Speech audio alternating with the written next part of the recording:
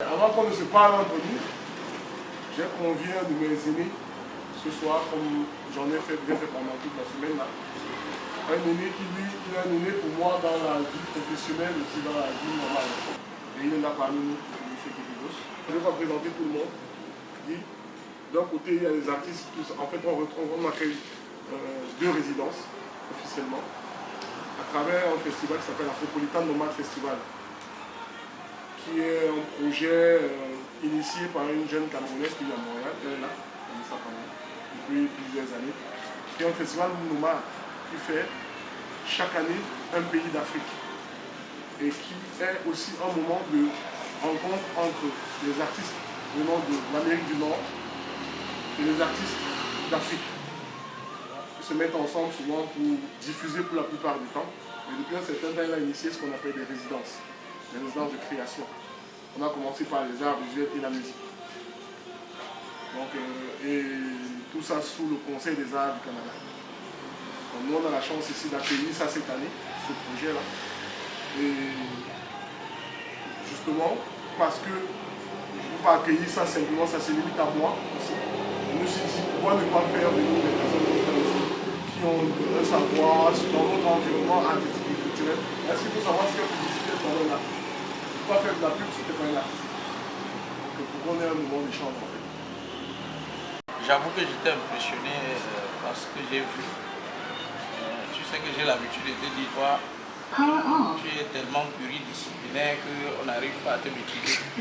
Qu'est-ce qu'il a encore organisé? Mais bon, je ne vais plus me présenter parce qu'il a déjà si bien fait. Maintenant, vous me direz la conduite, comment ça se passe?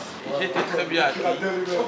Il m'a fait vivre toutes ses œuvres.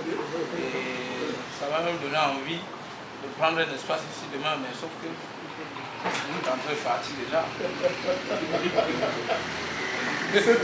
Parce qu'il m'a dit qu'il y a aussi une école là-dedans, non? On apprend. Voilà. Maintenant, je ne sais pas si je suis vraiment ouvert à toutes vos questions. Parce qu'il y a beaucoup de points d'intersection entre ce que vous faites et ce que nous faisons. Après, au soir de tout ça, c'est l'annonceur qui décide, c'est le consommateur qui consomme. Moi, j'ai suivi des histoires ici qui m'ont beaucoup touché et qui sont reliées par des tableaux. Donc, ça, c'est les choses qu'il faut avoir cette démarche-là. Parfois, on manque de solution. C'est bien, parfois, on manque de solution à la problématique. Ou bien on rate une campagne publicitaire parce qu'on n'a pas su créer quelque chose de excellent. Mon nom c'est Bonas Foto et je suis journaliste. Donc pour rester un peu sur sa question, lui, en tant qu'agence, AGP crée beaucoup de contenu événementiel au service de l'annonceur. Et très souvent, ces plateformes utilisent les artistes, notamment de la musique. Donc j'aimerais savoir un peu quelle est l'importance de l'art aujourd'hui dans le travail que vous faites pour votre client. Peut-être même, bon, je sais que ça peut être sensible, mais peut-être, est-ce qu'à l'agence, vous aurez déjà essayé de chiffrer ça, de chiffrer ce que représente en fait l'apport de l'art ou alors des artistes dans l'impact des campagnes du client? Généralement, ça dépend des objectifs. Lorsque je crée un concept événementiel, c'est pour répondre à une problématique de mon client ou alors une problématique que moi j'ai identifiée chez le client.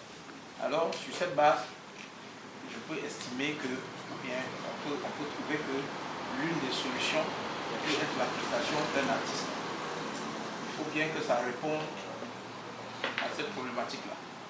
Donc, du coup, quand on parle de l'art dans notre milieu publicitaire, il est très vaste. Il est tellement vaste qu'il faut peut-être à un moment donné essayer de... Nous, on a les directeurs artistiques également en interne, qui sont ceux qui créent tout ce qui est campagne publicitaire, que ce soit audiovisuel, vidéo, c'est leur boulot à la base. Après, si j'ai une campagne dont l'objectif, par exemple, c'est le lancement d'un produit jeune, n'est-ce pas? Et que sur le plan stratégique et événementiel, j'ai proposé un concert, tu vois, il va falloir identifier quel est l'artiste qui va toucher cette cible, qui va me donner du monde. C'est sur cette base que nous recommandons des plateaux d'artistes. Par contre, chaque fois que nous avons ce type d'événement, on a ce qu'on appelle au Cameroun la première partie pour chauffer la scène. Et à ce moment, on peut faire passer n'importe quel no-name artiste. Et là, c'est la contribution de la marque ou de l'annonceur pour le développement musical. C'est pour ça que je demande souvent à tous ces jeunes artistes en herbe de venir vers nous, les agences, et de nous laisser leurs œuvres. Parce que c'est le seul moment où on vous laisse prester sur une scène sans que ce soit forcément l'artiste qui est visé par... On vous donne l'occasion quand même de présenter votre œuvre. Mais là, très peu d'artistes viennent vers nous. Hein. Moi, je suis Romuald Dikoumé et je suis pluridisciplinaire et que je fais à la fois la photo et la peinture et parfois un peu de performance. J'ai essayé de photer, j'ai travaillé souvent avec le monde de la pub et je dirais une chose, c'est que les publicités manquent de curiosité. De curiosité. Ils ne sont pas curieux du tout.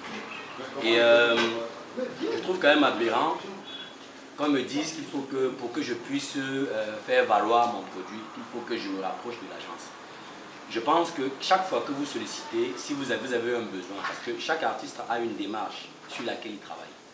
Je dis que parce que nous, on observe le monde et on la décrit comme on le sent par rapport à notre démarche qui est la nôtre, la démarche qui est la nôtre.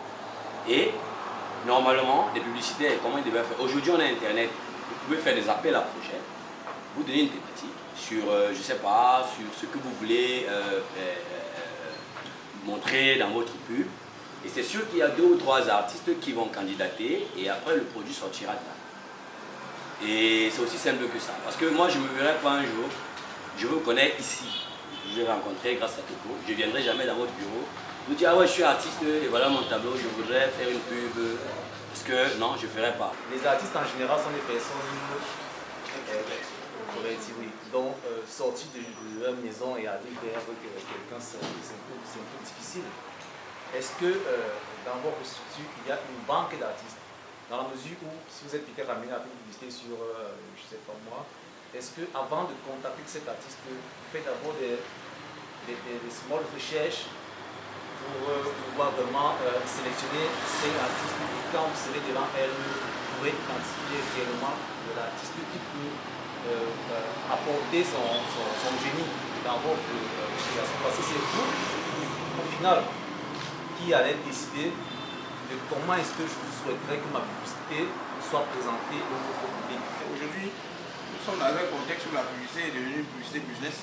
C'est plus une publicité image. Dans les entreprises, une pub c'est pour vendre. C'est pas pour se faire connaître, pour se vanter, non. Si une pub ne peut pas la faire vendre tout de suite, alors pourquoi ils vont investir dessus? Donc ça fait que ces types d'activités-là, les vernissages qu'on organisait pour ou amener certains de nos clients à sponsoriser ce que vous faites comme événement, c'est plus trop ça. Mais sauf qu'aujourd'hui, ce que moi je peux susciter comme débat ou comme réflexion, c'est qu'on puisse voir ensemble, parce que être un introverti, peut-être c'est votre métier qui le demande, mais vous pouvez également, au lieu de travailler sur toutes les histoires qu'on m'a racontées là, moi, en tant que publicitaire, conseil des annonceurs, j'aimerais bien qu'un artiste m'identifie une problématique quand un annonceur ou un produit, comment est-ce qu'ils ont mis ça en boîte, en art, quelle est la solution? Ça, c'est possible. Vous pouvez également initier ce type de réflexion. Et à ce sujet, nous sommes disponibles pour qu'on puisse travailler dessus ensemble. Le client, il a un business plan, il a les objectifs. C'est objectif à atteindre à la fin de l'année qui lui importe. Donc même s'il faut utiliser un influenceur aujourd'hui qui fait n'importe quoi et qu'il atteint son chiffre, ça, on l'utilise. Il y a de très belles idées en agence, mais ça n'aboutit dans un cas. Donc on est condamné alors? Non, c'est pas qu'on est condamné. C'est ça. S'il y a un problème de... Déjà même la peinture, il faut qu'on parvienne déjà à la faire accepter par toute la population. C'est aussi un problème culturel. Écoutez, déjà, peux dire quelque chose? Je pense que c'est là qu'il y a le péché. Ouais, c'est ça. Parce que vous savez que... L'acceptation là. C'est que vous savez... ça, vous savez c'est une barrière que j'ai dans la tête quelque chose. du client. Très souvent, l'agence est confrontée à ce genre de problème et 8 fois sur 10, elle va céder à la volonté Les du œuvres les client. plus chères ne sont pas des commandes. Donc, en allant vraiment travailler avec l'artiste, on peut faire changer quelque chose. C'est l'artiste qui Je impose ne dis son pas que projet. c'est impossible, mais c'est pas... À ce moment-là, ce n'est plus la publicité, c'est une œuvre. Je ne sais pas si vous voyez ce que je dis. Je comprends La très bien. publicité devient le médium, tout simplement, le médium technique. Mais Il ne faut que vendez ce plus soit la un médium publicité, essayez validé. de vendre des œuvres d'art pour parler. Que ce soit un médium validé. Sinon, dans 10 ans, on aura les mêmes débats. Pour revenir à ce que Romuald disait par rapport à la relation entre les artistes, notamment plasticiens, et les agences et le monde de la pub, je ne suis pas totalement d'accord. Romuald, pourquoi? Parce que on a ici des plasticiens, mais il y a aussi des artistes de la musique, par exemple. Nanette, Guy, je ne sais pas qui. Dans le secteur de la musique, aujourd'hui, c'est carré. Il y a 10 ans encore, lorsque une personne d'une agence événementielle ou alors le directeur marketing des brasseries ou d'Orange avait besoin d'un artiste, il m'appelait directement parce qu'il a entendu la chanson de l'artiste dans mon émission. Il me dit, je veux le numéro de telle personne. Il veut parler directement avec l'artiste, tu vois. Or, le mec, lui, c'est pas son boulot. Lui, son boulot, c'est créer, c'est faire sa musique. Or, aujourd'hui, les artistes ont transformé leur environnement pour en faire un truc qui ressemble à une industrie. De telle manière que tu veux parler à Charlotte Dipanda, tu parles pas avec Charlotte. Elle a 4-5 intermédiaires, elle a une agence, elle a une machin, elle a une agence de PR qui s'occupe de ses relations avec les institutions, avec les médias. Il y a son manager qui va parler argent, ainsi de suite. Donc je pense que, et je crois qu'il y a ce changement-là qui est aussi en train de s'opérer dans le monde des arts plastiques. C'est qu'un artiste plasticien, Romain doit avoir un manager. Il doit avoir une agence qui s'occupe de son business, de ton image, ta relation avec les médias, ta relation avec les agences. Je me dis à un moment donné, il y a des copinages. C'est un projet qui a le réseau. Et à ce niveau, on construit l'écosystème comment? Si ceux qui sont en agence voient la crédibilité à nous qui créons, et par la suite, ce qu'on appelle souvent les gogos, les grands eux-mêmes, disent non, on va les déjouer. Ça veut dire qu'eux-mêmes ne sont pas souvent honnêtes dans leur démarche.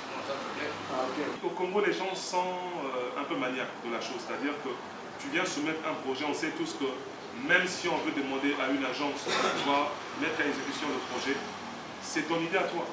On ne fera jamais comme toi tu l'as pensé. Tu vois, donc les sociétés ont quand même ce réflexe-là de revenir vers la personne source pour pouvoir mettre en exécution avec le concours des agences les projets. Moi, je suis artiste musicienne. Comment on fait pour démarrer une toile, par exemple? Est-ce que vous écoutez de la musique, ceux qui font des arts visuels? Et est-ce que vous, les musiciens, des fois, vous vous inspirez d'images, vous créez du son? Je suis super curieuse de savoir, Corail King ou alors Kono, n'importe qui ici, qu'est-ce qui fait en sorte que quand tu es devant une toile blanche, quelque chose arrive? Est-ce que c'est un son que tu as entendu, une musique, ou alors toi, vous créez par exemple une mélodie? Est-ce qu'il y a des images qui viennent? Comment est-ce que les deux peuvent être interreliés en fait? Nanette, auteur, compositeur et je dis opératrice culturelle, j'arrive du Gabon. Alors ça me parle et ça me parle très fort, vraiment très très fort parce que justement avec ma soeur on a monté un projet qui s'appelle Inspiration Jumelle et c'est ce principe-là que nous développons justement. Alors pour que les deux systèmes de créa se rencontrent, ça dépend beaucoup de l'inspiration de l'un et de l'autre. Il y a deux sens possibles. Soit le tableau inspire le chanteur, soit le chanteur inspire un tableau. En fait, c'est ça, c'est à ce niveau que se situe la jonction. Mais c'est pas la même vitesse. Est-ce que c'est la même vitesse de création? Alors ce que moi je fais avec ma soeur quand on monte sur scène, parce que ma soeur elle est peintre, elle peint, et on a expérimenté le programme pour la première fois au Canada en 2019. Ce qu'on fait, c'est que c'est toujours elle qui peint. Et comme je ressens particulièrement ces peintures, je les chante. Et je suis à même d'improviser une chanson juste en regardant sa peinture. À partir de sa peinture, je peux recréer toute une histoire avec tous les canons culturels possibles. Et c'est ce que nous faisons spontanément sur scène. Et que nous avons appelé inspiration jumelle. En même temps que tu chantes, elle le ça évolue. Ouais. Et je chante. Ou alors le tableau est fait et on le fait découvrir progressivement. Et moi, j'évolue sur la chanson. Et c'était magnifique en 2019 à Cherbourg. Je pense qu'un lien commun entre les arts visuels et la danse et la musique, c'est le vécu. Le vécu intérieur et le vécu extérieur. Et ce que je trouve que, du moins pour Arasolé, nous, on fait de la musique traditionnelle haïtienne, ancrée dans la tradition vaudou d'Haïti, mais on vient de Montréal. Et ce que je trouve qui ressort beaucoup avec Ronan, le directeur musical, Cindy, moi-même, on a un autre membre, plusieurs membres en route et à l'extérieur, c'est en conversation. On parle de nos vécus, mais oui ça, mais oui ça. Hey, tu viens de dire une phrase, ça c'est une phrase d'une chanson, ça c'est un couplet, ça c'est un refrain. Et puis, ah ben, moi ça me fait penser à telle chose, oui, telle odeur est reliée à telle expérience, ça me fait penser à l'odeur du charbon quand tu marches dans la rue de... Ah oui, le monsieur qui fait le charbon, il a tel genre de vie. Et là, on fait une pièce sur la vie de quelqu'un qui fait du charbon.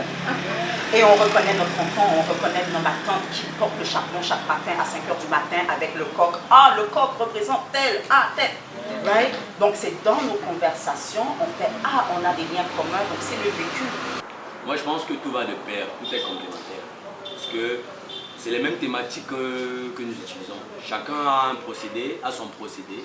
Chacun explore sa technique. Mais au bout d'un moment, ça se rattrape. Le bémol que j'ai souvent eu avec les musiciens, surtout de chez nous, le gars, dès qu'il a ses musiciens, il a son batteur, il a son micro. Bon, basta, c'est bon. On va lui balancer 2 ou 3 lumières et le spectacle est bien. Mais il oublie une chose, c'est que, en fait, avant le spectacle, il y a un autre spectacle qu'on appelle la scénographie, où c'est l'artiste plasticien qui va venir penser la scène, réfléchir, étudier ses déplacements pour qu'il y ait cohérence, pour que lui-même puisse respirer au lieu de se souffler comme il le sent. En fait, c'était plutôt pour moi.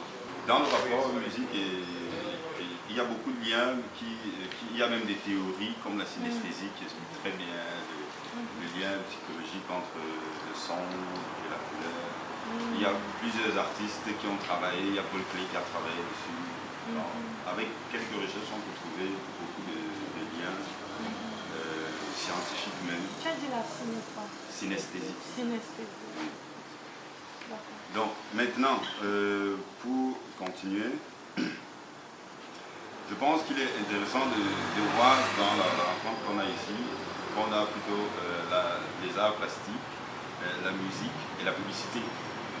Comme étant une forme. Je pense que dans notre contexte du Cameroun ou alors l'Afrique que nous avons, la publicité, moi personnellement j'ai un problème avec la publicité qui n'est pas vue comme un média ou un médium pour des artistes. Dans ce sens où